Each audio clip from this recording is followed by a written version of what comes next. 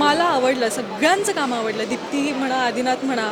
आदिनाथचं पण सुंदर काम झालं आहे आणि बाकीचे सगळेच कलाकार सुंदर काम केलं आहे त्यांनी. मला खूप मजा येते आहे फिल्म बघताना आणि इतक्या दिवसातून एक छान विषय, पंचक नावाचा विषय त्यांनी घेऊन आले आहेत आणि कोकणी भाषा आहे.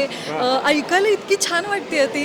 कलाकार इतकी उत्तम काम करत आहेत. अरे वा, म्हणजे मला मजा येते आहे, मी एन्जॉय करते आहे. पंचक हा असा विषय आहे जे म्हणतात की एक व्यक्ती गेल्यानंतर पंचक होतं आणि 5 लोक मरतात एका वर्षांमध्ये.